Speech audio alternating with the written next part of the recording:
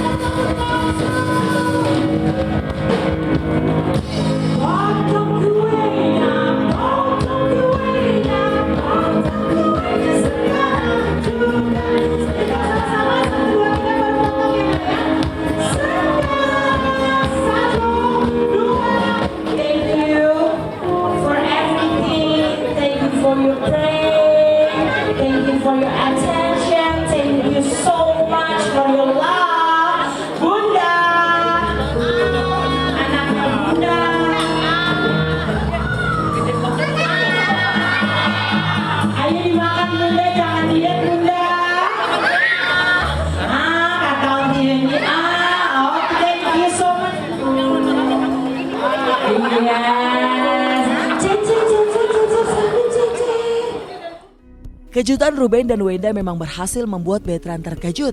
Disebut akan mengisi sebuah acara off-air, ternyata Betran dapat kejutan dari orang tua, teman sekolah, sahabat-sahabat orang tuanya, hingga guru-guru sekolah tempatnya menimba ilmu. Surprise-nya berjalan lancar, sesuai dengan rencana. No, dikasih kuda, dikasih mobil sama bunda, sama ayah dikasih kuda. Seneng banget, happy, nggak nyangka juga kayak mimpi. Udah dikasih hadiah yang gede ini, terus ada lagi satu lagi gede lagi. Mau bilang apa? Cuma berterima kasih doang sama ibunda. Kita bukan membeli sesuatu yang tidak diperlukan, itu kan diperlukan untuk mobilitas dia ke sekolah atau dia mau pergi syuting gitu. Jadi carinya yang lebih nyaman buat dia. Iya. Tidak hanya kejutan ulang tahun yang membuat acara tadi malam sangat spesial. Acara makin spesial karena Betran juga membawakan single perdana Malaikat Penjagaku yang baru saja diluncurkan namun sudah jadi trending di Indonesia dan di 5 negara. Bahkan masuk 20 besar video trending worldwide. Ini tahun pertama Betran bersama kami, jadi sama kayak anak usia 1 tahun itu biar lebih berkesan lagi, biar lebih banyak ingatan-ingatan bagusnya Betran tentang ulang tahunnya gitu. Kasih sayang Ruben dan Wenda untuk Betran memang tidak ada bedanya dengan kasih sayang mereka untuk Thalia dan Tania. Tak heran jika ulang tahun pertama Betran bersama keluarga mereka kemarin digelar cukup besar. Thank you untuk semua doa dan supportnya, dan pokoknya untuk Onya panjang umur, sehat selalu, karirnya makin bagus. Amin. Amin. Amin.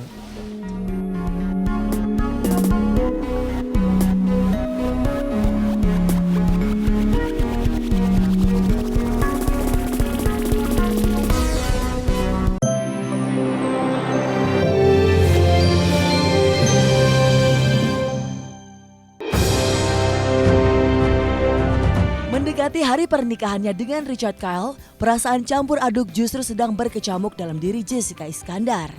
Bahagia, cemas sekaligus sedih.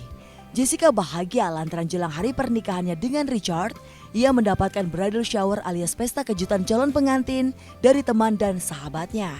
Oh, seneng banget, aku terharu, aku baru sampai aku udah nangis. Belum ada yang ngomong apa-apa, aku udah nangis. terus aku udah nangis bahagia gitu, terus kayak terharu. Aku nggak nyangka teman-teman aku sayang banget sama aku. Di balik canda tawa bahagia bridal shower, ada perasaan sedih dan cemas justru melanda Jedar. Upacara pemberkatannya hanya tinggal menghitung hari. Namun ayahnya yang jadi korban tabrak lari belum menunjukkan tanda-tanda bakal sembuh. Kalau aku tanyain sih, papa gimana, sanggup nggak pak? Kalau papa nggak sanggup nggak apa-apa, aku ngerti gitu. Papa aku bilang ya aku bisa gitu. Tapi ya sampai sekarang masih ya tiduran gitu, masih perlu dibantu gitu, belum bisa makan gitu. Jadi ya aku akan lihat keadaan nanti beberapa hari sebelum wedding. Kalau misalnya memang bisa hadir, ya aku pasti bakal senang banget gitu. Kalaupun nggak bisa hadir pun, aku tahu pasti papaku berdoa dari rumah. Tak hanya sang ayah yang terancam tidak hadir dalam pernikahannya. Wabahnya virus corona atau COVID-19 juga membuat banyak tamu undangan dan keluarga yang batal datang. Bahkan Jedar juga harus merogoh dana tambahan untuk biaya dokter, masker, dan hand sanitizer demi menjaga sterilitas venue pernikahannya yang digelar di Bandung dan Bali. Tempat wedding kita nantinya kemungkinan akan ada 1-2 lapis pengecekan gitu, seperti cek suhu tubuh. Kalau suhu tubuh di atas 37 kemungkinan bakal diisolasi dulu, diberikan istirahat atau obat gitu. Kalau misalnya ternyata 37 nggak turun, ya itu pasti akan kita hindarkan untuk masuk gitu. Pegawai yang bekerja kayak wedding organizer sama pramusaji gitu, sama semuanya yang bisa pakai masker, semuanya akan pakai masker gitu. Terus akan banyak hand sanitizer juga di mana-mana gitu. Kebetulan sih besok papa mertua aku udah datang ke Indonesia gitu, mama mertua aku juga gitu. Jadi ya paling ada beberapa keluarga. Kakaknya Richard itu yang paling pertama itu nggak bisa datang karena dari perusahaannya sendiri udah kasih momentum gitu bahwa ini merupakan kejadian luar biasa gitu, perlu pertimbangan untuk pergi keluar gitu. Jadi ada beberapa keluarga yang nggak datang gitu.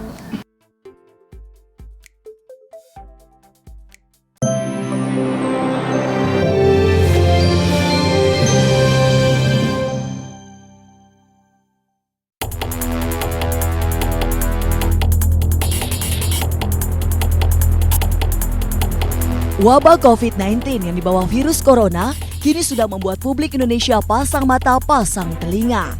Selain karena Badan Kesehatan Dunia WHO sudah menetapkan COVID-19 sebagai pandemi, sejumlah negara mengisolasi diri.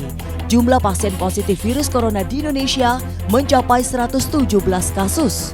Meski Indonesia belum mengisolasi diri alias lockdown, pemerintah sudah menetapkan COVID-19 sebagai bencana nasional non-alam. Untuk mengantisipasi penyebaran virus corona yang kian masif, pejabat terkait mengambil kebijakan dengan meliburkan anak-anak sekolah mulai dari taman kanak-kanak sampai perguruan tinggi selama 14 hari. Kebijakan itu pun mendapat apresiasi dari kalangan selebriti. Ya udah pastilah corona inilah pasti gitu, nggak bisa nggak pasti gitu. Cuma ya udahlah nggak apa-apa karena setiap orang bukan panik tapi waspada aja. You know lah keadaannya lagi seperti apa. Gue juga tadinya nyantai pas begitu jebret banyak orang-orang kita kenal juga ternyata cantik. Oh Tuhan, makasih. Tuh, gue tuh mau cipika-cipik nggak bisa. Nggak bisa dong, jangan. 2 minggu. Susah loh. Gue kan kangen sama lu. Ya emang. Gitu Bo. Jadi buat gue ya buat orang-orang yang kayak gue nih yang seneng cipika-cipiki apa segala macam kayak ketemu orang tuh nggak bisa kayak gitu. Kebijakan telah diambil, antisipasi pun dilakukan. Tapi apakah semua hal yang telah diperbuat bisa membuat publik yakin dengan penanganan atas wabah COVID-19 ini? Well, I'm not sure ya. Sebenarnya kalau gue terus terang nggak tahu. Kan kita nih fight something yang nggak kelihatan gitu loh. Jadi ya kalau gue sih disuruh cuci tangan, ya, hidup bersih, hidup sehat. Sebenarnya kan kita nih leveling up hidup kita kan. Tadinya kita coba sehari berapa kali cuci tangan.